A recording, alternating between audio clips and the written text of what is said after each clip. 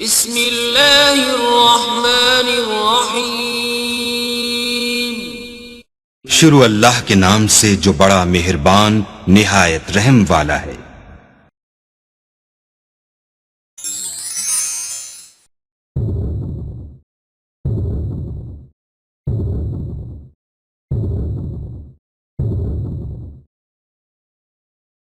अस्सलाम वालेकुम everyone, hopefully बेटा आप लोग सब खैरियत से होंगे। हम लोगों ने नेक्स्ट थेरेपी पढ़नी है, दैट इज़ फैमिली थेरेपी। ठीक है, फैमिली थेरेपी की बात करने से पहले सबसे पहले हम देख लेते हैं कि फ़ैमिली बेसिकली क्या होती है। अगर हम फैमिली की बात करें तो the day we start our life with, तो उसमें जो हमारी फैमिली होती है वो बेसिकली कंपोज होती है ब्लड रिलेटिव से, अडॉप्टेड पेरेंट्स हो सकते हैं, क्लोज नेट नेबरहुड हो सकते हैं और फोस्टर फैमिली हो सकती है। ठीक है, जैसे ही कोई एक इंसान पैदा होता है तो ही और she acquires every aspect of their lives. ठीक है, from their first moments to their last moment. तो जो फैमिली होती है वो इफ़ेक्ट करती है कि हम कौन हैं और हम क्या बन रहे हैं for our betterment and for the worse. ठीक है, तो जो हमारी वोकेबलरी है, हमारे हैबिट्स हैं, कस्टम्स हैं, रिचुअल्स हैं, हम कैसे दुनिया को देखते हैं और कैसे चीज़ों को ऑब्ज़र्व करते हैं सराउंडिंग में, ये सारी चीज़ें जो हम लर्न करते हैं ये बहुत इंपॉर्टेंट होती हैं for the building of our personality for an individual. ठीक है, हम सीखते हैं कि हमें कैसे दूसरों के साथ प्यार करना चाहिए, हमें कैसे दूसरों के साथ इंटरेक्शन करना चाहिए। ये सारी चीज़ें हमें अपने जो फर्स्ट इम्पॉर्टेंट रिलेशनशिप्स होते हैं, जिनको हम फैमिली कह सकते हैं, उनसे सीखते हैं। ठीक है, अगर हम एक हेल्दी फैमिली में पैदा होते हैं तो हमारे जो रिलेशनशिप्स होंगे वो हेल्दी होंगे। ठीक है, और हम अपने हेल्दी रिलेशनशिप्स को मेंटेन करना भी सीखते हैं कि हम कैसे अपने रिलेशनशिप्स को हेल्दी बना सकते हैं या रख सकते हैं। ठीक है, उसके बरक्स अगर हम में से कोई डिसफंक्शनल फैमिली में या अनहेल्दी फैमिली में पैदा होता है तो हमें बहुत ज़्यादा स्ट्रगल्स करनी पड़ती हैं to connect with others, to connect with the family and to connect with the others. और जो लोग डिसफंक्शनल फैमिली में पैदा होते हैं उनके लिए बहुत सारी सिचुएशंस को चेंज करना, फंक्शनैलिटी को मेंटेन करना, एक सेंस ऑफ होलनेस या हैप्पीनेस को रीगेन करना बहुत मुश्किल हो जाता है। अगर हम फैमिली थेरेपी की बात करें तो फैमिली थेरेपी का बेसिकली जो पर्पस होता है वो यही होता है कि लोगों को सिखाया जा सके, ऐसे तरीके बताए जा सकें जिनसे वो एक हेल्दी फंक्शनल फैमिली को डेवलप, ना सिर्फ डेवलप कर सकें बल्कि उसको वो मेंटेन भी कर सकें, क्योंकि ये इंडिविजुअल की फिर पूरी लाइफ पे बेस कर रहा होता है। नेक्स्ट बेटा, अगर हम फैमिली थेरेपी के गोल्स की बात करें तो जो सबसे मेन और इम्पॉर्टेंट गोल्स हैं वो क्या हो सकते हैं फैमिली थेरेपीज़ में। इसमें बेसिकली डिसफंक्शनल बिहेवियर जो होता है इंडिविजुअल फैमिली मेम्बर्स का, उसको रिड्यूस करने में हेल्प आउट करती है। जो इंट्रा फैमिली रिलेशनशिप कॉन्फ्लिक्ट्स होते हैं उनको रिजॉल्व करती है, ये रिड्यूस करती है। फैमिली में जो कम्युनिकेशन स्किल्स होती हैं उनको इम्प्रूव करती है। अवेयरनेस और जो सेंसिटिविटी होती है फैमिली मेम्बर्स की तरफ और उनकी नीड्स को फुलफ़िल करने के लिए ये हेल्प आउट कर रही होती है। और फैमिली के अंदर जो मेजर लाइफ स्ट्रेसर्स होते हैं या कोई भी ट्रॉमेटिक इवेंट्स होते हैं उनमें फैमिली को ये स्ट्रेंथन करती है कि वो कोप अप कर सकें उन सारे स्ट्रेसर से, और फैमिली मेम्बर्स कैसे एक रोल प्ले कर सकते हैं किसी भी इंडिविजुअल के लिए जो कि इन सब चीज़ों से सफ़र कर रहा होता है। उसके बाद है इंटीग्रेशन ऑफ जो फैमिली सिस्टम की इंटीग्रेशन है उसको सोशल सिस्टम में कन्वर्ट करने के लिए कैसे इम्प्रूव किया जा सकता है, और जो ऑटोनॉमी है हर मेंबर की, ठीक है, उसको कैसे इम्प्रूव किया जा सकता है ताकि जो इंडिविजुअल मेंबर्स फैमिली के अंदर कोई भी इंडिविजुअल अगर पेशेंट है या क्लाइंट है किसी भी मेंटल इशू से सफ़र कर रहा है तो उसकी डिस्ट्रेस को रिड्यूस किया जा सके। ठीक है, उसके अलावा अगर कोई फैमिली में स्वेयर साइकोसिस या स्वेयर स्किज़ोफ्रेनिया से सफ़र कर रहा है कोई भी फैमिली मेम्बर, तो बेसिक जो फैमिली थेरेपी का गोल होता है वो ये होता है कि उस डिसऑर्डर को अंडरस्टैंड करवाया जाए फैमिली मेम्बर्स को और उनको बताया जाए कि वो कैसे साइकोलॉजिकल चेंजेस के साथ एडजस्ट कर सकते हैं जिनसे पेशेंट गुज़र रहा है। ठीक है, बेसिकली साइको एजुकेट किया जाता है with related about the disorder to the family members ताकि वो उस चीज़ को लेके चल सकें। उसके अलावा जो क्रॉस जनरेशनल बाउंड्रीज़ अराइज़ हो जाती हैं, उनकी वजह से जो प्रॉब्लम्स अराइज़ होती हैं, यानी कि पेरेंट्स अगर होम शेयर कर रहे हैं ग्रैंड पेरेंट्स के साथ और जो बच्चे हैं वो भी ग्रैंड पेरेंट्स के साथ रह रहे हैं, तो बेसिक जो गोल होता है फैमिली थेरेपी का कम्युनिकेशन को इम्प्रूव करवाना और बाउंड्रीज़ को सेट करवाना बिटवीन द फैमिली मेम्बर्स। ठीक है, जॉइंट फैमिली सिस्टम में कुछ इश्यूज़ आ जाते हैं। उसके बाद जो फैमिलीज़ डेविएट कर रही होती हैं सोशल नॉर्म से, यानी कि अनमैरिड पेरेंट्स हैं, गे कपल्स रेज कर रहे हैं चिल्ड्रन को, और यहाँ पे गोल बेसिकली ये होता है कि जो स्पेसिफिक इंटरनल प्रॉब्लम्स हैं उनको एड्रेस किया जा सके और फैमिली मेम्बर्स को हेल्प किया जा सके कि जो एक्सटर्नल फैक्टर्स हैं जिसमें सोसाइटल एटीट्यूड्स आ जाते हैं जो कि इफ़ेक्ट कर रहे हैं उनकी फैमिलीज़ को, वो कैसे उनके साथ कोप अप कर सकते हैं। ठीक है, अच्छा, और वो फैमिली मेम्बर्स जो मिक्स्ड रेशियल कल्चरल या रिलीजियस बैकग्राउंड से होते हैं उनके दरमियान में एक अंडरस्टैंडिंग क्रिएट करना ताकि वो एक दूसरे को एक्सेप्टेंस दें और एक हेल्दी रिलेशनशिप डेवलप किया जा सके और उसको मेंटेन भी करवाया जा सके। उसके बाद है कि जब फैमिली मेम्बर स्ट्रगल कर रहा होता है किसी भी फीलिंग के साथ या कोई भी डिस्ट्रेस है तो उसको फैमिली मेम्बर्स की तरफ से सपोर्ट कितनी उसके लिए इम्पॉर्टेंट होती है। तो बेसिकली फैमिली थेरेपिस्ट का ये गोल होता है कि वो इन एम्पैथी को इंक्रीज़ कर सकें, इंडिविजुअल के लिए अंडरस्टैंडिंग जनरेट कर सकें फैमिली के अंदर, ताकि उसका जो ट्रीटमेंट हो रहा है उसको सपोर्ट करे फैमिली और उसका ट्रीटमेंट में इम्प्रूवमेंट्स नज़र आएँ। क्योंकि कोई भी ट्रीटमेंट होता है, कोई भी डिसऑर्डर हो बेटा, किसी भी किस्म का डिसऑर्डर, उसमें फैमिली रोल बहुत इम्पॉर्टेंट होता है, फैमिली सपोर्ट बहुत इम्पॉर्टेंट रोल प्ले करती है। और अगर ट्रीटमेंट पूरा कंप्लीट हो गया है, सारे गोल सेटिंग के साथ ट्रीटमेंट कंप्लीट हो गया है लेकिन फैमिली सपोर्टिव नहीं है तो फिर क्लाइंट के रिलैप्स के चांसेस बहुत ज़्यादा बढ़ जाते हैं।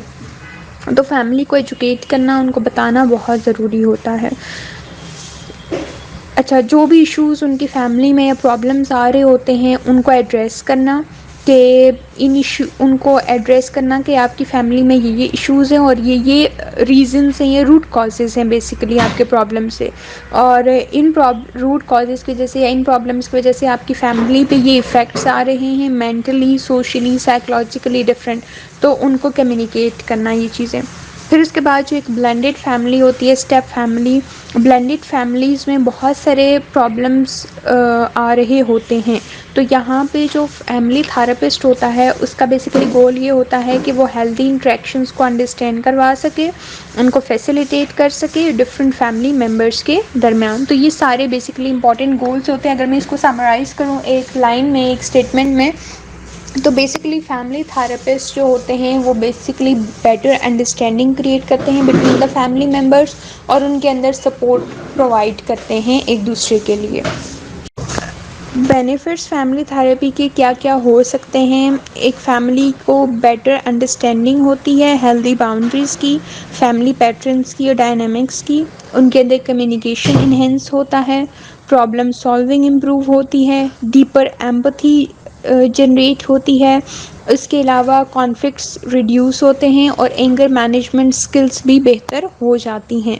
मोर स्पेसिफिकली अगर हम बात करें तो फैमिली थेरेपी फैमिली रिलेशनशिप्स को भी इम्प्रूव करती है और किस किस तरीके से इम्प्रूव कर रही होती है। फैमिली को आफ्टर अ क्राइसिस इकट्ठा करने में बहुत हेल्प आउट करती है फैमिली थेरेपी, ऑनेस्टी क्रिएट करती है between the family members, trust उनमें डेवलप करती है फैमिली मेम्बर्स के दरमियान में, एक सपोर्टिव इन्वायरमेंट को डेवलप करती है विद इन द फैमिली। उसके अलावा जो सोर्सेज ऑफ टेंशन होते हैं या सोर्सेज ऑफ स्ट्रेस होते हैं विद इन द फैमिली उनको रिड्यूस करती है, फैमिली मेम्बर्स को हेल्प आउट करती है कि वो एक दूसरे को फॉरगिव करना सीखें, माफ़ करना सीखें और माफ़ करने के साथ साथ कैसे आगे बढ़ सकते हैं वो सीखें। ठीक है, फिर इसके अलावा जो फैमिली मेम्बर्स आइसोलेट हो जाते हैं उनको दोबारा से ये सिखाती है कि वो कैसे एक दूसरे के साथ रह सकते हैं। उसके अलावा जो फैमिली थेरेपी है ये स्किल्स को इन्हेंस करती है जो कि एक हेल्दी फैमिली फंक्शनिंग के लिए बहुत इंपॉर्टेंट होती हैं, जिसमें हमारे पास कम्युनिकेशन स्किल्स आ जाती हैं, कॉन्फ्लिक्ट रेजोल्यूशन आता है, प्रॉब्लम सॉल्विंग आती है। ठीक है, और इन स्किल्स को इम्प्रूव करने के लिए उनके अंदर पोटेंशियल को इंक्रीज़ किया जाता है जो कि फैमिली प्रॉब्लम्स को ओवरकम करता है और एड्रेस भी करता है। ओके अब बेटा थोड़ा सा देख लेते हैं कि फैमिली थेरेपी के थ्रू एक फैमिली थेरेपिस्ट कौन कौन से इश्यूज़ को रिजॉल्व कर सकता है, किन किन प्रॉब्लम्स पे काम किया जा सकता है। ठीक है, अब फैमिली थेरेपी के थ्रू जो child and adolescent behaviour problems हैं उनको रिजॉल्व किया जा सकता है, ग्रीविंग पे काम हो सकता है, डिप्रेशन एंड एनजाइटी पे काम होता है, डोमेस्टिक वायलेंस पे काम होता है, इनफर्टिलिटी को ट्रीट किया जाता है, मैरिटल कॉन्फ्लिक्ट्स को रिजॉल्व किया जाता है, सब्सटेंस अब्यूज़ पे भी काम किया जाता है। अच्छा, अब इन सारे इश्यूज़ को ट्रीट करने के लिए या फिर फैमिली इश्यूज़ को रिज़ॉल्व करने के लिए जो थेरेपिस्ट होता है ही शुड ऑब्ज़र्व कि लोग कैसे इंटरेक्ट करते हैं अपने लार्जर यूनिट्स यानी फैमिली के साथ, वो इवेलुएट और रिज़ॉल्व कैसे करते हैं रिलेशनशिप प्रॉब्लम्स को, डायग्नोज एंड ट्रीट कैसे करते हैं साइकोलॉजिकल डिसऑर्डर्स को जो कि फैमिली कॉन्टेक्स्ट में लाई कर रहे होते हैं। थेरेपिस्ट गाइड करता है क्लाइंट्स को ट्रांजिशनल क्राइसिस के दौरान जिसमें डाइवोर्स या डेथ आ जाती है। थेरेपिस्ट हाईलाइट करता है प्रॉब्लमेटिक रिलेशनल या बिहेवियर पैटर्न्स को, वो हेल्प करता है डिसफंक्शनल बिहेवियर्स को रिप्लेस करने में विद द हेल्दी ऑल्टरनेटिव्स और एक माइंड बॉडी अप्रोच अप्लाई करता है फॉर द वेलनेस। ठीक है, अब उसके अलावा जो प्रॉब्लम्स हम रिज़ॉल्व कर सकते हैं एज अ थेरेपिस्ट उसमें पर्सनल कॉन्फ्लिक्ट्स जो कपल्स के बीच में आते हैं या फैमिलीज़ के बीच में होते हैं उनको रिज़ॉल्व करते हैं, अनएक्सपेक्टेड इलनेस, डेथ या अनएम्प्लॉयमेंट को ठीक किया जाता है, डेवलप किया जाता है या मेंटेन किया जाता है, हेल्दी रोमांटिक रिलेशनशिप को किसी भी स्टेज पे। उसके बाद डाइवोर्स या सेपरेशन के इश्यूज़ को रिजॉल्व किया जाता है, मेंटल हेल्थ प्रॉब्लम्स जो मैंने ऑलरेडी बताया डिप्रेशन एंजाइटी है या कोई भी मेंटल हेल्थ रिलेटेड इशू है उनको भी रिजॉल्व किया जाता है। कुछ टाइप्स फैमिली थेरेपी की देख लेते हैं कौन कौन सी होती है। अगर हम फैमिली थेरेपी की टाइप्स की बात करें तो देयर बेसिकली 4 मेजर टाइप्स। ठीक है, वैसे तो बहुत सारी थेरेपीज़ यूज़ हो रही होती हैं जैसे मैंने आपको कल भी बताया कि कुछ टेक्निक्स हम कॉग्निटिव से लेते हैं, कुछ बिहेवियर से लेते हैं, कुछ इंटीग्रेटिव थेरेपी से लेते हैं। डिफरेंट थेरेपी से डिफरेंट टेक्निक्स हम फैमिली थेरेपी में अप्लाई कर सकते हैं, लेकिन जो 4 कॉमन या हम most common types of family therapy की बात करें तो उसमें सबसे पहले बोवेनियन थेरेपी है, then it's structural, then systemic and then strategic. ठीक है, अगर हम सबसे पहले बात करें बोवेनियन थेरेपी की तो ये बेसिकली फैमिली थेरेपी की वो टाइप है जिसमें जो इंडिविजुअल होते हैं यानी कि जो हमारा क्लाइंट है या पेशेंट है, ही और she is not willing to involve the family members in the treatment. ठीक है, तो ऐसी सिचुएशंस में फिर बोवेनियन थेरेपी को यूज़ किया जाता है। अगर हम बोवेनियन थेरेपी की बात करें तो ये बेसिकली फोकस कर रही होती है कि क्लाइंट्स में इंसाइट को डेवलप कर सके अबाउट द प्रॉब्लम्स। ठीक है, रेदर देन कि उनके प्रॉब्लम्स को रिजॉल्व किया जा सके, क्योंकि जब क्लाइंट के अंदर एक इंसाइट डेवलप होगी about the problem so they would be able to resolve the issues by themselves. ठीक है, और इसमें उनको बताया जाता है कि the family of origin, the family in which the client और the patient is born, it has a big influence, it has a great influence on their ability. ठीक, और उसमें हमारे पास 2 कॉन्सेप्ट्स इन्होंने दिए थे बोवेनियन थेरेपी में। 2 मेजर कोर कॉन्सेप्ट्स थे, एक ट्रायंगुलेशन था जिसके लिए बोवेनियन थेरेपी बहुत हेल्पफुल होती है, and that the other one was differentiation. अब मैं थोड़ा सा इनको एक्सप्लेन कर देती हूँ कि what actually the triangulation is. Triangulation ये होता है कि when two individuals are having the conflict, when two individuals are having the issues, they involve the third person, third party for releasing their distress. ठीक है, and it's a natural thing that they involve. For example, एक couple है, मियाँ बीवी हैं, उनमें कोई clash आ गया। ठीक है, they are having the issue, उनमें कोई प्रॉब्लम आ गया है and the husband is involving his mother for that issue, तो वहाँ पे बहुत सारी प्रॉब्लम्स आ जाती हैं। ठीक है, may be the third party mother वो इशू को रिजॉल्व करने के बजाय ज़्यादा एक्सेजरेट कर दे और ज़्यादा उनके दरमियान में मिसअंडरस्टैंडिंग्स क्रिएट कर दे। उसके बाद the next concept is differentiation. When we are talking about the differentiation, तो डिफ्रेंसिएशन बेसिकली बेटा ये एक एबिलिटी होती है to separate out the feelings and thoughts. ठीक है, फीलिंग्स और थॉट्स को सेपरेट आउट करना, और बहुत सारे लोग जो अपनी फीलिंग्स और थॉट्स को सेपरेट आउट नहीं कर सकते, they can not separate out themselves from the feelings of others. ठीक है, तो यहाँ पे फिर क्या होता है कि प्रॉब्लम्स आ जाती हैं। तो यहाँ पे ये किया जाता है कि फैमिली को वो देखते हैं about thinking, sorry, they just look at their families to think about their issues, they just feel about people and interpret their experiences. ठीक है, तो डिफ्रेंसिएशन में बेसिकली ये सिखाया जाता है कि how a person, a client can free himself और herself from the family's emotional processes to define himself. ठीक है, कि फैमिली के जो इमोशनल प्रोसेसेस हैं या प्रॉब्लम्स हैं उनसे हट के ख़ुद को एक जो क्लाइंट है वो कैसे डिफ़ाइन कर सकता है। तो बेसिकली डिफरेंशिएशन में ये चीज़ होती है।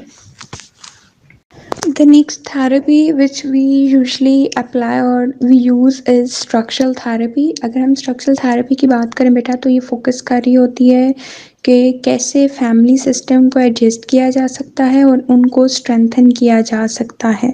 ठीक है, ताकि बच्चों के लिए जो पेरेंट्स होते हैं वो अप्रोप्रिएट बाउंड्रीज सेट कर सकें and parents should be the authority figures. ठीक है, और इस थेरेपी में बेसिकली जो थेरेपिस्ट का रोल होता है they actually join the family को जॉइन करते हैं ताकि वो ऑब्जर्व कर सकें, लर्न कर सकें और इन्हेंस कर सकें उनकी एबिलिटीज़ को, कि अपनी एबिलिटीज़ को देखते हुए वो कैसे अपने फैमिली रिलेशनशिप्स को कैसे स्ट्रेंथन कर सकते हैं। अगर हम स्ट्रक्चरल फैमिली थेरेपी की बात करें तो ये फैमिली को एज अ होल देख रही होती है, उस पर एम्फोसिस कर रही होती है, इसके बजाय कि एक इंडिविजुअल के इश्यूज़ को रिजॉल्व करे या उनको फोकस करे। ठीक है, और उसके बाद फिर ग्रुप थेरेपीज़ की जाए। ये फैमिली को एज अ होल बैठाया जाता है, उनके हैबिचुअल पैटर्न्स, उनकी रूटीन्स, उनके बिहेवियर्स को अनकवर किया जाता है और जो कि उनकी फैमिली डायनामिक्स में नेगेटिवली इम्पैक्ट कर रहे होते हैं। इन सब चीज़ों को देखते हुए एक हेल्दी रूटीन को इस्टेब्लिश किया जाता है within the family structures, ताकि every member in the family, उनके दरमियान में एक डायनामिक, लविंग और स्टेबल होम लाइफ को क्रिएट किया जा सके। ये जो स्ट्रक्चर फैमिली थेरेपी है ये उन फैमिलीज़ के लिए रिकमेंड की जाती है जो किसी ट्रॉमा से गुजरी हों, ब्लेंडेड फैमिलीज़ हों, सिंगल पेरेंट फैमिलीज़ हों, और जो फैमिलीज़ रिस्क पे होती हैं उनके लिए थेरेपी बहुत ज़्यादा इफ़ेक्टिव होती है। और इसके अलावा कोई भी फैमिली स्ट्रक्चर फैमिली थेरेपी के सेशंस को अटेंड कर सकती है, क्योंकि जो मेन फोकस इस थेरेपी का है कि सबको इकट्ठा करना, सबकी स्ट्रेंथ्स को एक जगह पे लाना और फिर हर फैमिली मेम्बर को उस चीज़ों से हेल्प आउट करना। यहाँ पे एक केस डिस्कस किया गया है कि 1960s में बेसिकली ये थेरेपी क्रिएट की गई थी and it was created by Salvador Minuchin. और उन्होंने जब वो एक बच्चों के साथ काम कर रहे थे तो उन्होंने देखा था कि बच्चों के जो वरीसम बिहेवियर्स हैं उन पे वो काम कर रहे हैं but they are not improving. ठीक है, he was not observing any positive outcome, उन्हें कोई पॉजिटिव आउटकम नहीं मिल रहा था। तो फिर उन्होंने वहाँ पे ये ज़रूरत समझी कि उसकी फैमिली को इन्वॉल्व किया जाए ताकि बच्चे की जो होम लाइफ है उसको देखा जाए, आउटलुक को देखा जाए और हैबिट्स को देखा जाए। ठीक है, तो जब फैमिली को एक सिंगल यूनिट की तरह वहाँ पे लाया गया और एज अ होल ट्रीट किया गया rather than just focusing on the problems of that single child. ठीक है, उसके प्रॉब्लमेटिक जो बिहेवियर्स थे उन पे फोकस करने के बजाय पूरी फैमिली को एज अ होल ट्रीट किया गया, तो बच्चे के जो आउटकम्स थे they were far more better than before when he was treating alone. ठीक है, तो उसमें पेरेंट्स इन्वॉल्व थे, सिबलिंग्स इन्वॉल्व थे और इवन की एक्सटेंडेड फैमिलीज भी इन्वॉल्व थी जो कि उस सेशन में लाई गई थी और उनको सपोर्ट प्रोवाइड की गई थी, इंकरेजमेंट थी और अकाउंटेबिलिटी थी। So it was seen that rather than treating the individual alone, it's better to treat the family as a whole, क्योंकि बच्चा उसी इन्वायरमेंट में पला बढ़ा है and we as a therapist can focus on the environment in which he has been brought up, now the current situation of the family and the relationship between the members, तो इस तरीके से improvement लाई जा सकती हैं। तो basically structure family therapy में ऐसे होता है। ओके बेटा, जो नेक्स्ट हमारे पास थेरेपी है दैट इज़ सिस्टमिक थेरेपी। जो सिस्टमिक थेरेपी है ये बेसिकली फोकस कर रही होती है अनकॉन्शियस कम्युनिकेशंस को और मीनिंग्स को जो कि फैमिली मेम्बर्स के बिहेवियर्स के पीछे हमें नज़र आते हैं। ठीक है, अनकॉन्शियस जैसे आपको पता है it is basically the store room of the all the things, ठीक है, स्टोर्ड होती हैं इसमें सारी चीज़ें। तो जो भी फैमिली मेम्बर्स के बिहेवियर्स होते हैं उसके पीछे what's the reason behind them, उनके अनकॉन्शियस में क्या चल रहा है जिसकी वजह से वो बिहेवियर शो कर रहे हैं, या उनके बिहेवियर के पीछे छुपा हुआ मतलब क्या है, ठीक है, उस चीज़ पे फोकस कर रही होती है। और इस फॉर्म ऑफ ट्रीटमेंट में जो थेरेपिस्ट होता है ही इज़ बेसिकली न्यूट्रल और डिस्टेंट होता है, ठीक है। ये फैमिली मेम्बर्स को अलाउ कर रहा होता है कि they should dive deeper into the issues और अपने प्रॉब्लम्स में एज अ फैमिली, और फिर वो अपने प्रॉब्लम्स को रिजॉल्व कैसे कर सकते हैं। उसके अलावा अगर हम बात करें सिस्टमिक थेरेपी की, तो ये फैमिली मेम्बर्स को हेल्प आउट करती है कि वो एक्सप्रेस कर सकें, एक्सप्लोर कर सकें अपने डिफ़िकल्ट थॉट्स को, अपने इमोशंस को, ताकि वो एक दूसरे के एक्सपीरियंसेस को अंडरस्टैंड कर सकें, व्यू कर सकें, एक दूसरे की ज़रूरतों को अप्रिशिएट कर सकें, फैमिली स्ट्रेंथ्स को बिल्डअप कर सकें, और जो रिलेशनशिप्स में चेंजेस हैं या उनकी लाइफ्स में उनको वो यूज़फुल बना सकें, ठीक है। और इसमें थेरेपिस्ट बेसिकली उनको हेल्प कर रहे होते हैं कि वो डिफ़िकल्ट वेज़ के साथ कैसे कोप अप कर सकते हैं, कैसे डील कर सकते हैं, और कैसे एक दूसरे को सपोर्ट और गाइडेंस प्रोवाइड कर सकते हैं while seeing each others problems on their perspective, ठीक है। तो इस तरीके से पॉजिटिव चेंजेस या पॉजिटिव आउटकम्स आ सकते हैं with the help of the therapist with in the family through this therapy. Okay, beta. The next therapy, the last type of family therapy is strategic therapy. ये जो therapy की form है, it's more brief and more direct than the others. और इसमें जो therapist है वो homework assign करता है family को, ठीक है। और ये जो homework है basically इसलिए assign किया जाता है ताकि जो family members के interactions हैं, the way they interact with each other, उनको change किया जा सके, ताकि फैमिली मेम्बर्स असेस कर सकें और एडजस्ट कर सकें अपने कम्युनिकेशन पैटर्न्स को कि वो कैसे एक दूसरे के साथ कम्युनिकेट कर रहे हैं, in how they can improve the communication with each other, and how they can make the decisions, how they can take the decisions, ठीक है। और जो थेरेपिस्ट है वो बेसिकली उसकी जो पोजीशन होती है, ही और she is having the position of power इस थेरेपी में, जो कि दूसरे फैमिली मेम्बर्स को अलाउ कर रही होती है कैसे पावर को होल्ड करके एक दूसरे से इफ़ेक्टिवली कम्युनिकेट कर सकते हैं।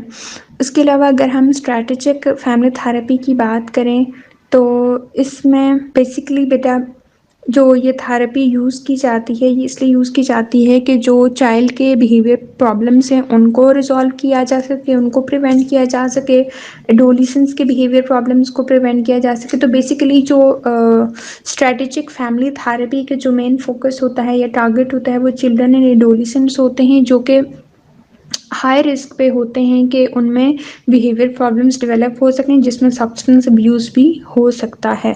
तो बेसिकली मेन टारगेट चाइल्ड या एडोलिसेंट्स होते हैं और एज अ फैमिली पे हम काम कर रहे होते हैं।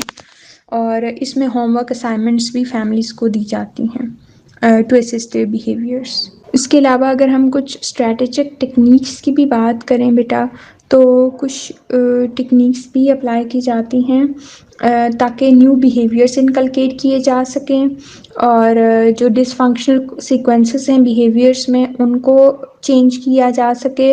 और इसमें जो थेरेपिस्ट होता है वो एक्टिवली और डायरेक्टली सिस्टम में इंटरवीन करता है, ठीक है।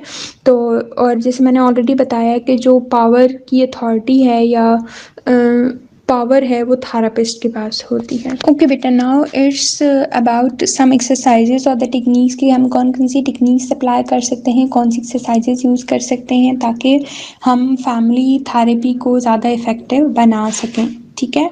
और उसमें हमारे पास बहुत सारी टेक्निक्स हैं जैसे मैंने यहाँ पे कुछ मेंशन की हैं कि मेरिकल क्वेश्चंस हैं, कलर्ड कैंडी गो अराउंड है, इमोशंस बॉल हैं, फैमिली गिफ्ट है, मिररिंग एक्टिविटी है और जीनोग्राम है। ये सारी टेक्निक्स एक्सरसाइजेज आप इम्प्लीमेंट कर सकते हो।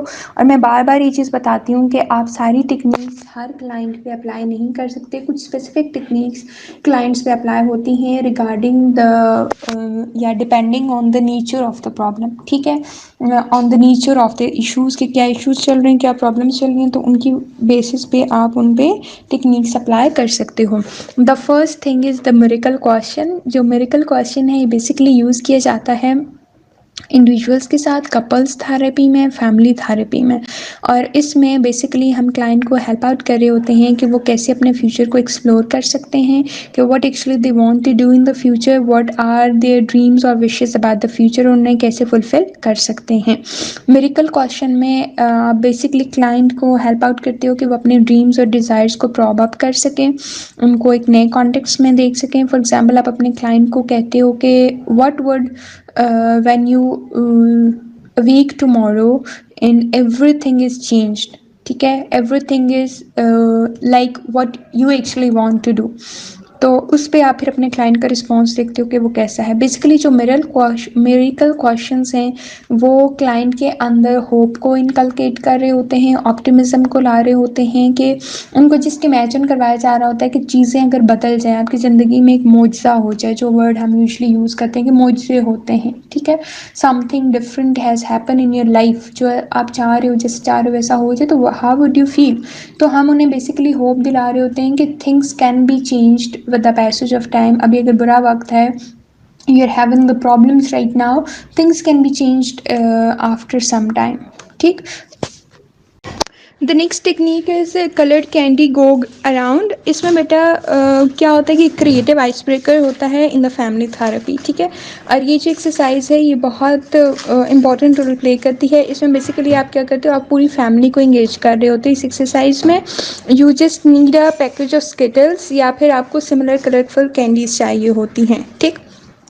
इसमें क्या करते हो, आपके 7 पीसेस हर फैमिली मेम्बर को दे देते हो और उनको इंस्ट्रक्ट करते हो कि वो कैंडीज़ को कलर से सॉर्ट आउट कर सकें, ठीक है। And you just give them instructions कि उन्होंने कैंडीज़ को खाना नहीं है। ओके अब इसमें आप क्या करते हो कि आप हर फैमिली मेम्बर को कहते हो कि वो एक कलर पिक करें और शेयर करें कि उनके पास उस कलर की कितनी कैंडीज़ मौजूद हैं, ठीक है। तो जितनी कैंडीज़ उनके पास उन कलर की मौजूद हैं उनको इंस्ट्रक्ट करें कि they have to give the same number of responses, और उनको कुछ प्रॉम्प्ट्स आपने बता देने कलर्स पे बेस के आपने किस तरह के रिस्पॉन्सेज करने हैं। Suppose if they are having green colour, तो उन्होंने ग्रीन कलर पे रिस्पॉन्ड करना होगा कि they have to describe about the family member in words, ठीक। For purple colour they have to tell the ways their family has fun. Orange colour के लिए आप उनको इंस्ट्रक्ट करोगे कि they have to tell about the things they want to improve about the family. Red colour के लिए आप कहोगे कि things they are worried about, ठीक है। और येलो में वो बताएंगे कि favourite memories with their families कौन कौन सी हैं। उसके बाद जब वो उन प्रॉम्प्ट्स के आंसर्स कर देंगे based on the number of candies a person is having, तो फिर आप आंसर्स जब आपके पास आ जाएंगे तो फिर आप उनको कहोगे कि वो कैंडीज़ को खा सकते हैं। और इस तरीके से सारे फैमिली मेम्बर्स आपके इन प्रॉम्प्ट्स को रिस्पॉन्ड करेंगे और उनके जो आंसर्स होंगे, जो आपने क्वेश्चंस उनसे पूछे हैं, उसकी बेसिस पे फिर आप पूरी फैमिली को फैसिलिटेट कर सकते हो। Okay the next is emotions ball. Emotions ball एक बेटा एक बेसिकली सिंपल एक्सरसाइज है। इसमें एक बॉल रिक्वायर होती है और एक पेन या मार्कर रिक्वायर होता है जिससे आपने लिखना होता है, ठीक है। और ये जो टेक्निक है फ्रीक्वेंटली बच्चों के साथ ही टीनेजर्स के साथ यूज़ हो रही होती है बहुत सारे कॉन्टेक्ट्स में। और इसमें जो होता है प्रेशर जो बेसिकली फ़ोकस किया जाता है वो इमोशंस पे किया जाता है। वो इमोशंस या वो फीलिंग्स जिनको शेयर करना है, जिनको एक्सप्रेस करना बहुत अनकंफर्टेबल हो जाता है बच्चों के लिए, टीनेजर्स के लिए, तो उसके लिए ये टेक्निक यूज़ करते हैं। अब इसके लिए हम एक बीच बॉल यूज़ करते हैं और बीच बॉल एक परफेक्ट बॉल है फॉर द एक्टिविटी क्योंकि उसमें बहुत सारी स्पेस होती है जिसमें आप डिफरेंट इमोशंस को फ्रंट और बैक पे लिख सकते हो, ठीक है। और इसको रोटेट करना भी बहुत इजी हो जाता है। इसमें आप कौन कौन से इमोशंस को लिखते हो, जिसमें जॉयफुल है, लॉनली है, सिली है या सैड है। अब इसमें आप क्या करते हो कि आप अपनी फैमिली को गैदर करते हो एक सर्कल में और उसमें बॉल को टॉस करते हो बैक एंड फोर्थ और बिटवीन द फैमिली मेम्बर्स उसको स्टार्ट कर देते हो रोटेट करना। जब कोई फैमिली मेम्बर उस बॉल को कैच करता है तो उस टाइम पे जो भी इमोशन उसके सामने आता है एंड व्हाट ही और शी फील्स अबाउट दैट, उसको वो एक्सप्रेस करना होता है, ठीक है। तो इस तरीके से बच्चे अपने इमोशंस को एक्सप्रेस कर लेते हैं, अपनी फैमिलीज़ के साथ डिस्कस करते हैं और they use to listen to each other. और उनकी फैमिली जब वो लिसनिंग करेंगे तो वो एक दूसरे के फीलिंग्स को, इमोशंस को सुनेंगे and they can better act on that कि उनको कैसे उन इमोशंस को या बच्चों को ट्रीट करना है। So this is a very good technique used by the therapist in the families. Next technique is family gift. ये एक्सरसाइज, ये जो थेरेपी या टेक्निक हम बोल सकते हैं, ये बेसिकली थेरेपिस्ट को हेल्प आउट करती है कि वो फैमिली को बेहतर तरीके से जान सके, ठीक है। और इसमें क्या होता है कि एक्सरसाइज दी जाती है फैमिली मेम्बर्स को, उनको कहा जाता है कि उन्होंने वैरायटी ऑफ आर्ट सप्लीमेंट्स इकट्ठे करने हैं और एक गिफ्ट बैग लेना है, ठीक है।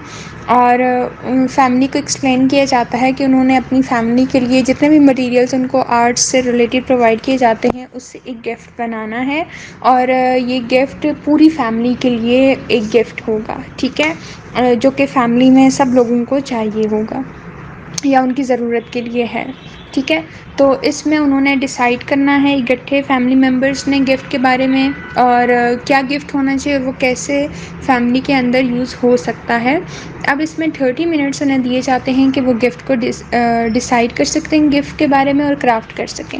एक दफ़ा उन्होंने गिफ्ट क्रिएट कर लिया तो they have to place it in the gift bag. और इस थेरेपी के थ्रू बेसिकली जो थेरेपिस्ट होते हैं वो देख रहे होते हैं कि जो फैमिली के अंदर इनर वर्किंग्स हैं वो कैसे हो रही हैं, उसके अलावा family members decision making powers उनके अंदर कैसी हैं और वो कंप्लीट जो कर रहे हैं टास्क को उसको एज ए यूनिट कैसे कंप्लीट कर रहे हैं, ठीक है। और उसमें बेसिकली इस एक्सरसाइज में इंगेज किया जाता है एज अ फैमिली और उनको फैमिली को ही कहा जाता है कि they have to start a conversation with each other too. उनको कुछ क्वेश्चंस दिए जाते हैं या कुछ प्रॉम्प्ट्स दिए जाते हैं जो कि उन्होंने डिस्कस करने होते हैं या फैसिलिटेट करने होते हैं। For example, they have to describe about the gift. They have to tell how they felt when they were creating the gift. उसके बाद के कौन कौन से डिसीजंस उन्हें लेने पड़े और उन्होंने कैसे डिसाइड किया कि गिफ्ट ऐसा होना चाहिए जो उन्होंने बनाया है, ठीक है। उसके बाद नेक्स्ट जो उन्हें कहा जाता है द फैमिली मेम्बर्स को दे आर आस्क्ड के दो या दो से ज़्यादा लोग जो फैमिली में काम इकट्ठे कर रहे थे तो वो कैसा फील कर रहे थे, how they manage to work together actually. उसके अलावा जो डिफ़िकल्टीज़ या डिसएग्रीमेंट्स उन्हें फेस करने पड़े हैं या आए हैं, how they handle cope up with those difficulties या स्ट्रेसर्स या डिसएग्रीमेंट्स। उसके अलावा कौन सी चीज़ें ऐसी थीं जब वो एक्टिविटी कर रहे थे तो उन्हें घर का माहौल या जो एक काम वो घर में कर रहे होते हैं विद इन द फैमिली वो चीज़ें उनको याद आईं। एंड द लास्ट वन कि ये गिफ्ट उनकी फैमिली के लिए कैसे हेल्पफुल हो सकता है और कैसे उनकी फैमिली को हेल्प करेगा, ठीक है। तो ये सारी जब डिस्कशंस हो रही होती हैं या इंटरेक्शंस हो रहे होते हैं उनके दरमियान में तो उसमें थेरेपिस्ट उनको असेस कर रहा होता है कि actually what the problems they are facing and how they can deal with the things, ठीक है। तो वो पॉइंट आउट कर लेता है थेरेपिस्ट कि कहाँ कहाँ पे उन्हें प्रॉब्लम्स आ रही हैं। द नेक्स्ट टेक्निक इज़ या नेक्स्ट एक्सरसाइज जो है दैट इज़ मिररिंग एक्टिविटी। ये भी एक फ़न एक्सरसाइज है और ये फैमिली मेम्बर्स को हेल्प आउट करती है कि वो कैसे एक दूसरे से ख़ुद को रिलेट कर सकते हैं और कैसे इकट्ठे काम कर सकते हैं, ठीक है। इसमें बेसिकली जो थेरेपिस्ट होता है वो उन्हें इंस्ट्रक्शंस दे रहा होता है फैमिली को कि मैं आपके सामने खड़ा हूँगा और आपने इमेजिन करना है कि that I am a mirror for you, ठीक है। और जो चीज़ मैं करूँगा you have to copy that और एग्जैक्टली उसी टाइम पे आपने वो चीज़ें कॉपी करनी हैं। जैसे अगर मैं स्लोली मूव ऑन करता हूँ तो आपके पास भी थोड़ा सा टाइम होगा टू थिंक अबाउट कि मैं किस डायरेक्शन में जा रहा हूँ और एग्जैक्टली वैसे ही आपने चीज़ें परफॉर्म करनी हैं, ठीक है। और उसमें थेरेपिस्ट बताएगा we can not touch each other और अगर मैं लीड करूँगा किसी चीज़ को तो आपने भी टर्न करके फिर लीड करना है उन चीज़ों को, ठीक है। तो इस एक्सरसाइज में बेसिकली क्या होता है कि जो थेरेपिस्ट होता है वो फैमिली मेम्बर्स को मॉडलिंग सिखा रहा होता है और कैसे एक मेंबर टर्न होके लीडर बन सकता है या दूसरे इंसान को लीडिंग पे ला सकता है। ठीक है, ये एक्सरसाइज यूज़फुल होती है बच्चों के लिए विद इन द फैमिली, और उसके अलावा किसी भी एज ग्रुप जो फैमिली मेम्बर्स का है उनके लिए भी यूज़ हो सकती है। इसमें फैमिली मेम्बर्स को एक दूसरे को फुल अटेंशन रिक्वायर होती है, they have to cooperate with one another, और कम्युनिकेशन, ठीक है, verbal communication and non verbal communication, यानी कि वर्ड्स के थ्रू और बॉडी लैंग्वेज के थ्रू जो कम्युनिकेशन है वो बहुत इंपॉर्टेंट रोल प्ले करता है। इससे क्या होता है कि जो फैमिली मेम्बर्स होते हैं वो एक दूसरे से बहुत ज़्यादा ट्यून अप हो जाते हैं, और ये टेक्निक सिबलिंग्स पे, पेरेंट्स पे, चिल्ड्रन पे और इवन कपल्स पे भी मैरिज काउंसलिंग में अप्लाई की जाती है। इस टेक्निक्स के थ्रू बेसिकली मॉडलिंग सिखाई जाती है कि how we can change the behaviours of the others by showing the good things in us. ठीक है, जो काम हम करते हैं वो कैसे बच्चे उसको कॉपी कर रहे होते हैं या दूसरे फैमिली मेम्बर्स पे उनका इम्पैक्ट होता है, तो बेसिकली ये चीज़ें सिखाई जा रही होती हैं। नेक्स्ट इज बेसिकली बेटा जीनोग्राम। जीनोग्राम एक स्कीमेटिक या ग्राफिक रिप्रेजेंटेशन होती है क्लाइंट की फैमिली ट्री की। ठीक है, और ये टिपिकल फैमिली ट्री की तरह नहीं होता। जीनोग्राम बेसिकली इंफॉर्मेशन प्रोवाइड कर रहा होता है among the members of the family में जो रिलेशनशिप है उसके बारे में इंफॉर्मेशन प्रोवाइड करता है। ठीक है, इसमें ब्लड रिलेशंस, मेडिकल कंडीशंस जो हैं फैमिली में, या फिर कोई फैमिली थेरेपी का केस है, इमोशनल रिलेशनशिप्स हैं, उन सबको ये मैप आउट कर देता है। जीनोग्राम में बेसिकली 2 लेवल्स ऑफ इंफॉर्मेशन हमें मिलती है, एक होती है बेसिक इन्फॉर्मेशन और एक होती है एडिशनल इन्फॉर्मेशन। अब बेसिक इन्फॉर्मेशन में हमारे पास name, gender, date of birth, date of death, अगर फैमिली में कोई डेथ हुई है क्लोज वंस की तो उनकी डेथ के बारे में भी बताता है। और जो एडिशनल इन्फॉर्मेशन है, एडिशनल इन्फॉर्मेशन में हम education, occupation, major life events, chronic illnesses, social behaviour, nature of family relationships, emotional relationships, social relationships, alcoholism, depression, disease, alliances और लिविंग सिचुएशंस, इन सब चीज़ों की इंफॉर्मेशन हमें मिलती है through the help of genogram, यानी कि ग्राफिक रिप्रेजेंटेशन में। अब जो एडिशनल इंफॉर्मेशन में की मदद से जो थेरेपिस्ट और क्लाइंट है वो इकट्ठे काम करते हैं, फैमिली हिस्ट्री में डिफरेंट पैटर्न्स को आइडेंटिफाई करते हैं, और थेरेपिस्ट बेसिकली क्लाइंट की जो करंट इमोशंस या बिहेवियर्स हैं उनके बारे में बताता है कि वो इन सब चीज़ों से कैसे इन्फ्लुएंस्ड हुआ है। ठीक है, और कभी कभी सिंपली मैपिंग आउट से या फिर इस इंफॉर्मेशन को ऑब्ज़र्व करने से भी बहुत सारी चीज़ें जो अननोटिसेबल थी वो भी क्लियर होना शुरू हो जाती हैं। और जो इमोशनल रिलेशनशिप्स पे इंफॉर्मेशन है उनमें points of interest, different aspects of relationship जो कि क्लाइंट को इम्पैक्ट कर रहे होते हैं। फॉर एग्ज़ाम्पल, अगर कोई किसी रिलेशनशिप की वजह से वो अब्यूज़ हुआ है, मैरिज है तो अगर सेपरेटेड है या इंटैक्ट है, रिलेशनशिप में लव से करेक्टराइज्ड है उसका रिलेशनशिप या फिर इनडिफरेंस है, उसके अलावा जो उसका रिलेशनशिप है वो नॉर्मल है या डिसफंक्शनल है, ये सारी चीज़ें ऑब्वियस हो जाती हैं। ठीक है, तो ये एक्सरसाइज जो है वो इंडिविजुअली कंप्लीट की जाती है और ये बहुत इफ़ेक्टिव होती है, और इसमें फिर जो प्रॉब्लम सामने आ जाते हैं जो कि नोटिस में नहीं होते उन पे भी फिर थेरेपिस्ट क्लाइंट के साथ मिलके काम कर लेता है। This is all about today's lecture. Hopefully कि आप लोगों को कॉन्सेप्ट्स क्लियर हो गए होंगे। Better try to clear your concepts, ठीक है, as more as you can, as a therapist, as a psychologist, as a student. और अगर कोई भी क्वेरी है, कोई भी क्वेश्चन है, कोई प्रॉब्लम है तो you can ask me in the helpline groups. Thank you so much for today.